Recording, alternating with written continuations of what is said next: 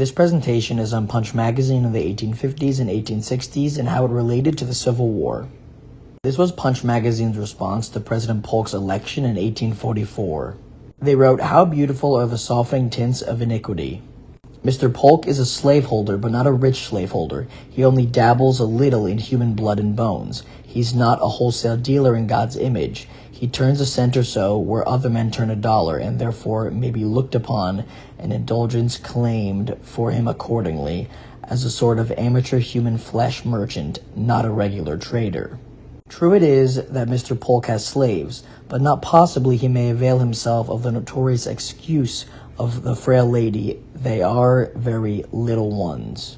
This was published in January of 1845, shortly before Polk was inaugurated as president. This is how Punch magazine responded to the formation of the Confederacy in 1861.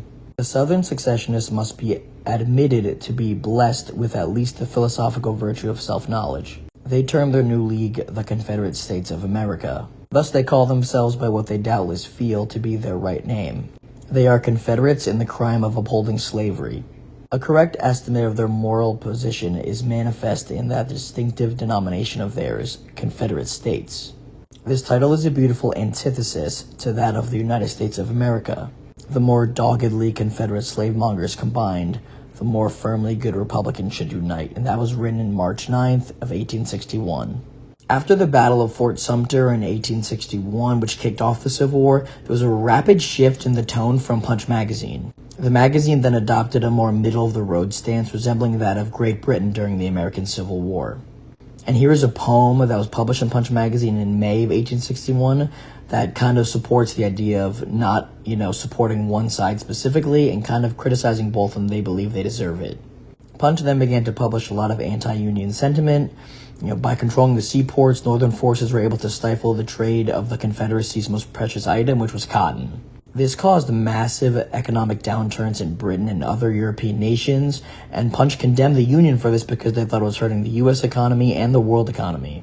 Here are some of the anti-Union statements that were published in Punch magazine later in the year in 1861. The first one was an appeal to the North.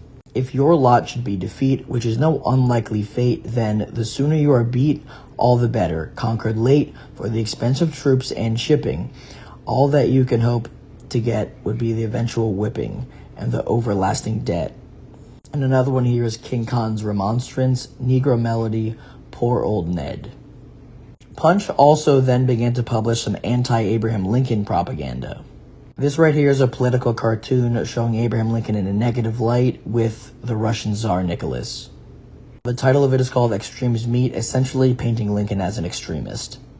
Lincoln was often portrayed as a focus of ridicule in Punch magazine at the time, and he was often shown as a liar, an opportunist, and a total failure in office.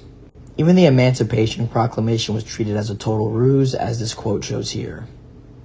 Punch magazine then again changed its tune after Lincoln was assassinated, and they portrayed him in a very sympathetic light in their political cartoons and their writing. Punch magazine later admitted to a series of mistakes when they were covering Lincoln and the way that they portrayed him. As you can see here, Tom Taylor harshly criticized them for how they portrayed Lincoln. So by this point, Punch magazine had gone back and forth on Lincoln, on the Confederacy, on the Union, and they'd lost a lot of credibility because of it.